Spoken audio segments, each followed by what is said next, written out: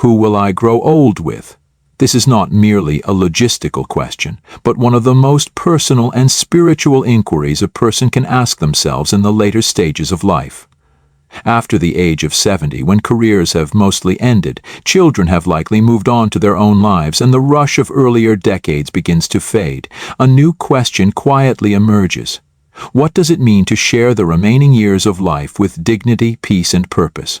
In Western culture, there's often an unspoken assumption that the elderly will live with or near their children, that families will naturally stay close, like the warm images we see in commercials, grandparents surrounded by grandchildren, storytelling around the dinner table, laughter echoing through a multi-generational home. But reality is rarely so picturesque. More often, adult children are busy with demanding careers, raising their own kids, and juggling financial responsibilities. Even with the best intentions, time becomes scarce.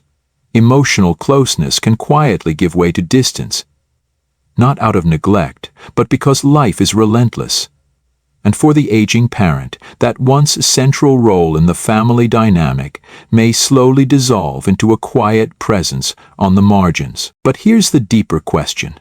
Is it truly best to live with one's children just because tradition says so? Or are there other more nuanced paths to a dignified life in later years? The 19th century German philosopher Arthur Schopenhauer had a deeply sobering view of human expectation. He warned that much of our suffering comes not from reality itself, but from the illusions we carry, especially the illusion that aging will automatically bring love, attention, and gratitude from the younger generation. In many cases, this illusion can become a source of profound disappointment. Yet perhaps Schopenhauer's realism is not cold, but clarifying. It invites us to reassess the assumptions we hold about growing old. Instead of asking, who should take care of me, the better question may be, where can I still feel like myself? Some older adults thrive in the company of family, but for others, being under the same roof only magnifies loneliness. In those cases, the constant background noise of a full house may drown out the voice of the self. Solitude, when chosen consciously, can become not a punishment but a place of peace, where daily rituals reflect one's personal rhythm, not someone else's schedule. This is not about severing ties with family, it's about choosing how to relate rather than being absorbed. It's about asking a quiet but powerful question. At this stage of life, what does companionship really mean? As we begin this reflection, we must first let go of cultural scripts and turn inward. Whether one lives with family, alone, or in a supportive community, the real answer may not lie in with whom, but in how we live in alignment with our values, our identity, and our peace. We often grow up with deeply ingrained beliefs about family. Many of us imagine that when our parents grow old, we will naturally make space for them in our homes, in our hearts, in our everyday lives. And if we are the ones growing older, we may carry the hope, spoken or unspoken, that our children will step into the role we once held for them, that of a reliable presence, a source of care, attention, and emotional closeness. But here's the uncomfortable truth: modern life rarely allows that dream to unfold smoothly. Today's world is fast-paced, fragmented, and brutally demanding. Most adult children are not idle. They are working long hours, managing debt, navigating complicated relationships, and raising children of their own. Their emotional bandwidth is often stretched to the limit. While love may still exist, time does not. And so the elderly parent, once the emotional anchor of the household, quietly becomes a peripheral figure. This shift doesn't always happen in dramatic ways. There's no harsh rejection, no explicit dismissal. Instead, it takes place gradually and subtly, through missed conversations, distracted dinners, postponed visits. And soon, even though you're living under the same roof, you may feel more like a tolerated guest than an integral part of the family. It's important to name this. Emotional proximity does not automatically follow physical proximity. You can sleep in the next room and still feel utterly invisible. Arthur Schopenhauer, in his stark clarity, noted that those who expect too much of others are often met with disappointment. He didn't say this to promote cynicism, but to prepare the soul for something deeper than false hope. By releasing the illusion that love will always look like attention, or that family always means closeness, we begin to ground ourselves in reality. Not to feel defeated, but to reclaim our self-respect. That doesn't mean withdrawing from those we care about. It means learning to reframe what connection looks like in this phase of life. It may no longer be the warm, constant presence we knew in earlier years. It might come in smaller doses, a phone call, a shared meal, a quiet moment of eye contact. And that can still be enough if we've built an inner world that doesn't collapse when others are unavailable. There's also a subtle dignity in choosing solitude over forced proximity. Being alone doesn't mean being abandoned.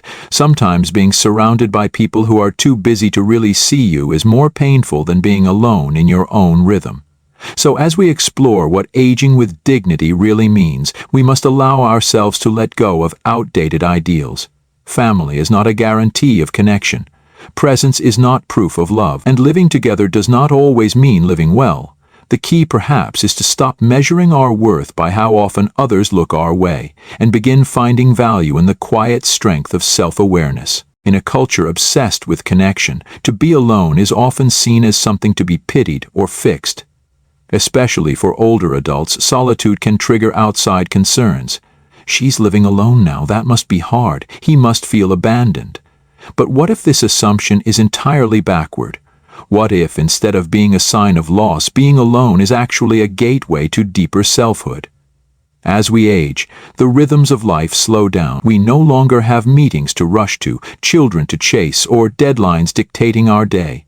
That absence, though sometimes frightening, can also be profoundly liberating.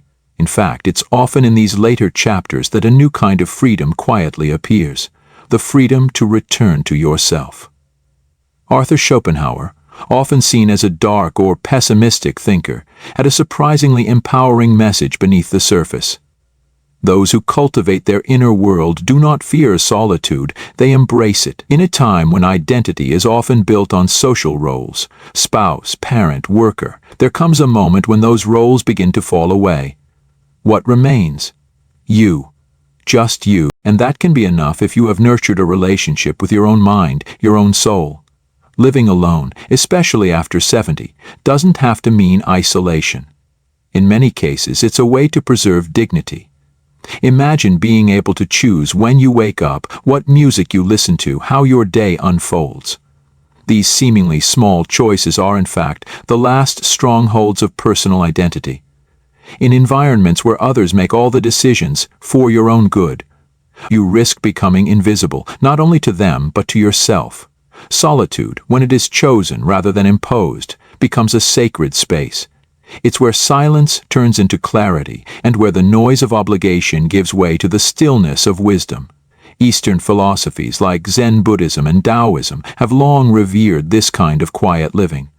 In those traditions, aging is not a decline but a return to essence, to simplicity, to the truth beneath the noise. Solitude is not a void to be filled, but a field to be cultivated. Modern psychology echoes this too.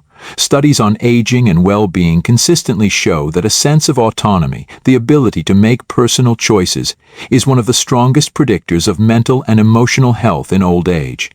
It's not about being surrounded by people, it's about feeling that your life is still your own. And so perhaps we need to reclaim solitude as something noble.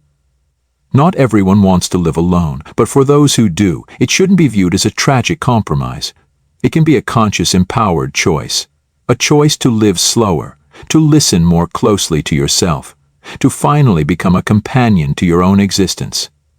In solitude, you may discover that the person you've been searching for, the one to grow old with, has been with you all along. For most of our lives, family is framed as the ultimate safety net. The place we return to when the world turns cold, the hands that will catch us when we fall. And often, that belief is reinforced through cultural narratives, in stories, films, even in our religious and moral traditions, where caring for elders is considered both a duty and a virtue. But as we age, we begin to see the reality is more complicated. Family love is real, but it is not always sufficient, nor is it always healthy. Living with family doesn't guarantee emotional closeness. In fact, many older adults who move in with their children after retirement report a quiet but painful shift. They are no longer the anchor of the household, but a side character in someone else's story. The rhythms of the home revolve around younger priorities. School schedules, work deadlines, digital distractions, and the elder becomes a background presence. This isn't necessarily due to malice or neglect. It's the result of different life stages colliding under one roof. One generation is slowing down, seeking peace, while the other is speeding up, trying to stay afloat in an overwhelming world. Even when intentions are good, the friction is real. Small decisions, like what to eat, when to sleep, or what TV channel to watch, begin to feel like negotiations. In some homes, the elder's voice is no longer consulted. The phrase, "it's for your own good," replaces dialogue. Bit by bit, their sense of agency erodes. And here's where the psychological weight begins to build, because when an older adult is no longer included in the shaping of daily life, they begin to feel less like a person and more like a responsibility. Arthur Schopenhauer warned against excessive dependence on others, not because he was cynical, but because he understood something profound: that the spirit suffers when autonomy is lost. Without a sense of participation in one's own life, the mind retreats, not into peace, but into resignation. Modern psychology supports this ancient insight. Research from gerontology and aging studies consistently finds that older adults who are excluded from decision-making, even in small, seemingly trivial matters, are at higher risk for depression, anxiety, and even cognitive decline. The human psyche does not simply crave affection, it craves relevance. So perhaps it's time we ask the harder question: is living with family truly nurturing your soul, or slowly silencing it? Again, this is not about blaming family members. It's about recognizing that love without space, without respect for agency, becomes suffocating. True care isn't just about presence, it's about participation. About honoring the elder not as someone to be managed, but as someone who still has preferences, insights, and value. Living with family can be beautiful, but only when the elder is seen, not just accommodated. Only when love is paired with respect and shared power. Otherwise, choosing to live independently or in a space where one's voice matters may in fact be the more loving path, not just for the elder, but for everyone involved. In a world where social engagement is constantly promoted as the key to happiness, the idea of spending extended time alone, especially in old age, is often met with quiet alarm. "Won't you be lonely?" is a question loaded with concern, even pity. But that question assumes something fundamental, that being alone is inherently bad. And that assumption, quite frankly, is worth rethinking.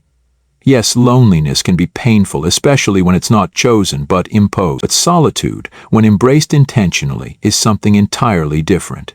It can be restorative, expansive, and even transcendent. It allows for a reconnection not just with peace and quiet, but with something much more essential: yourself. In fact, many people don't truly meet themselves until the noise of life dies down, until they're no longer performing roles or meeting demands, until the silence becomes not an absence, but a mirror. Eastern philosophies have long recognized this. In traditions like Zen Buddhism and Taoism, solitude is not viewed as a lack, but as a sacred condition, a teacher in itself. It is the fertile ground in which inner clarity can blossom. In this light, aging is not a downward spiral, it's a return to being rather than doing, a return to listening rather than constantly responding. When an older person chooses solitude, they are not retreating out of despair. They are often carving space for reflection, creativity, and self-honesty, things that fast-moving modern life rarely allows. Western societies, obsessed with busyness and productivity, tend to pathologize stillness. If you're not connected, you must be lonely. If you're not speaking, you must be sad. But sometimes, the deepest peace comes when there is finally no need to explain yourself to anyone else. Schopenhauer believed that inner peace was not dependent on external conditions, but on the sovereignty of the self. When you are no longer defined by what others think of you, when you no longer chase affirmation or fear being forgotten, you begin to taste a different kind of freedom. A freedom that doesn't depend on who visits you, how often they call, or what they think of your life choices. Modern science, too, is catching up.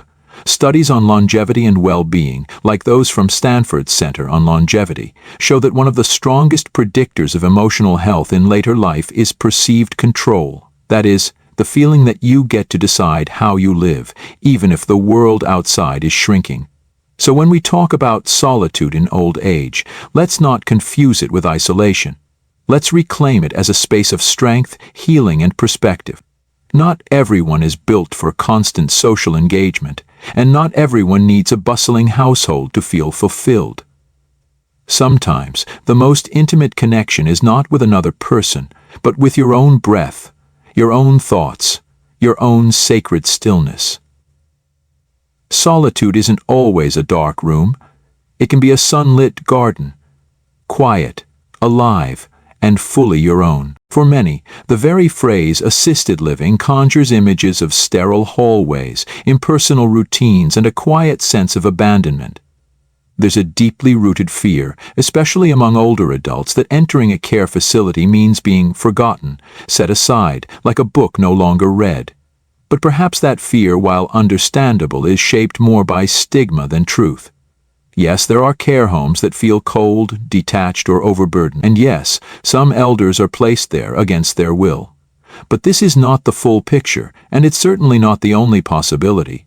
Assisted living, when chosen mindfully and matched to a person's needs and temperament, can be not a place of exile, but a sanctuary of support and renewal. First, let's talk about structure. In the later stages of life, many individuals begin to feel overwhelmed not by lack of company, but by the sheer weight of managing everything alone: cooking, cleaning, medications, mobility. When those tasks become exhausting or dangerous, autonomy doesn't feel like freedom anymore, it feels like anxiety. A well-run care home can alleviate that pressure, providing a rhythm to daily life that supports both body and mind. It offers meals, safety, medical support, and crucially, community. Not forced community, but proximity to others who understand the stage of life you're in, who know the aches, the stories, the silences. It's often in these spaces that laughter returns, genuine, unfiltered, not because life is perfect, but because the performance has dropped. You no longer need to explain why you're tired. You no longer need to apologize for forgetting a name. You are among peers. Contrary to popular belief, many residents in quality-assisted living facilities report higher levels of emotional well-being than those aging alone in isolation. Studies from institutions like the National Institute on Aging show that seniors involved in structured communal activities report increased mood stability, lower levels of depression, and even improvements in cognitive health. Arthur Schopenhauer once wrote that peace begins when we stop resisting the nature of things. Aging is not a failure, it's a shift, a new chapter with different needs, different strengths, and if we can stop viewing assistance as defeat, we might finally see it as grace.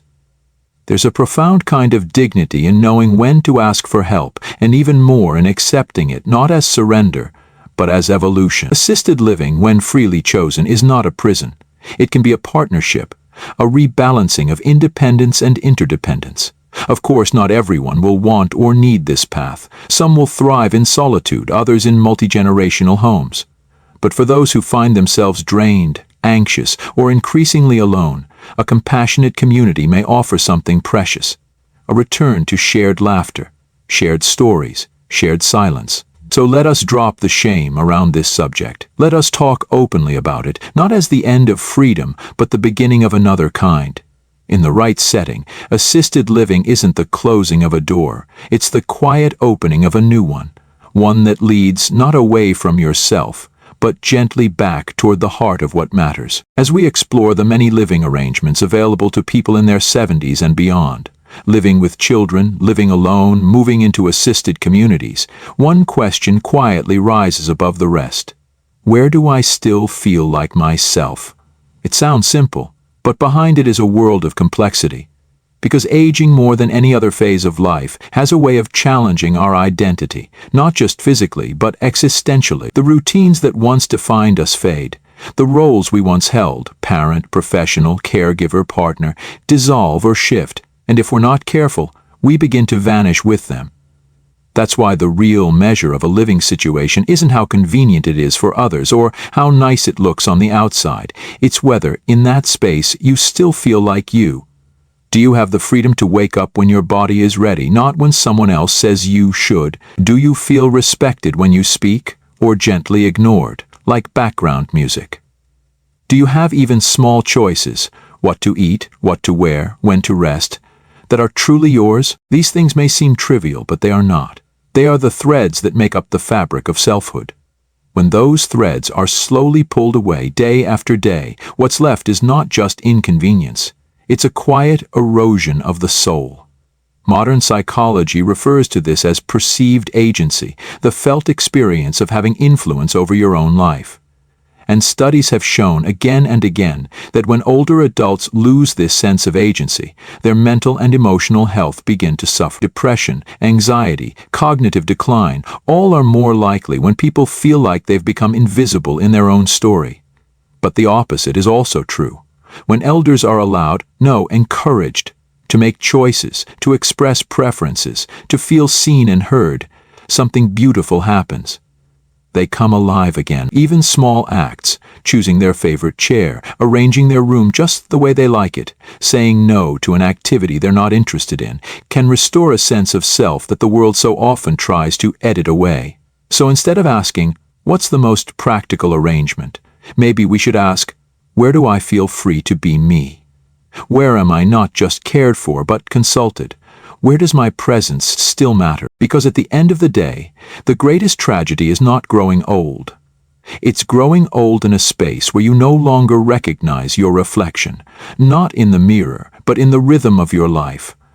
Whether that space is shared with family, filled with solitude, or supported by caregivers, the essential ingredient is the same: dignity.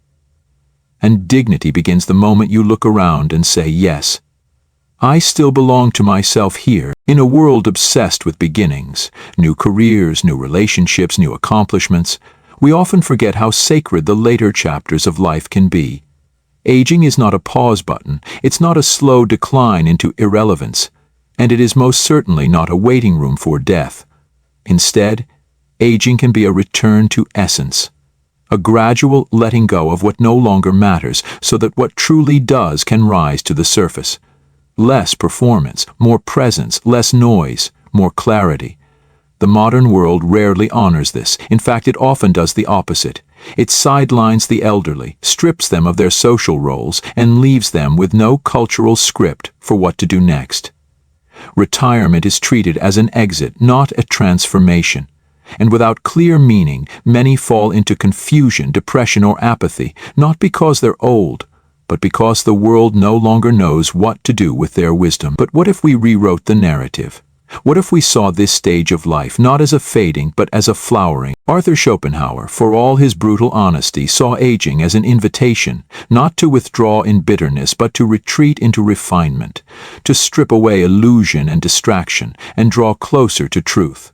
As we age, we gain the chance to no longer live for performance, for reputation, or even for usefulness. We get to live for essence, for what is inwardly true. And this is not a passive phase of life. It can be a time of great spiritual and philosophical expansion.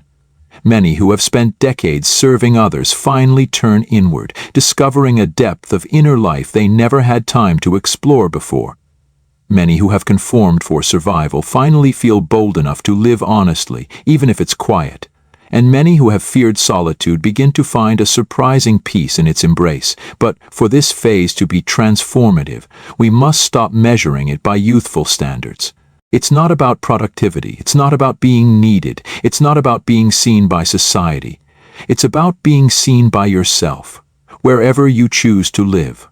Whether surrounded by loved ones, in a small apartment, or in a peaceful care home, the essential question remains: does this place allow me to live with dignity, with self-awareness, with peace?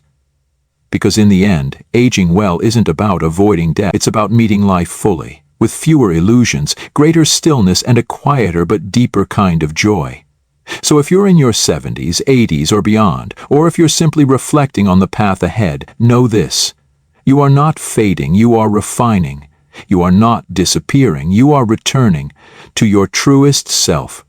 Old age is not the end of meaning, it's the moment when meaning finally gets to speak in your own voice. If this reflection spoke to something deep within you, if it brought comfort, clarity, or simply helped you see aging in a new light, Then we invite you to support this journey by giving this video a like and subscribing to Inner Rise Journey. That channel is devoted to thoughtful, soul-centered content that honors the quiet wisdom of midlife and beyond. Each video is crafted not to shout, but to resonate, not to distract, but to awaken. By subscribing, you become part of a growing community that believes aging is not the loss of something, it's the arrival of something deeper. So if you're ready to keep walking this inner path with us, click subscribe, and let's continue rising together, gently, truthfully, and with dignity.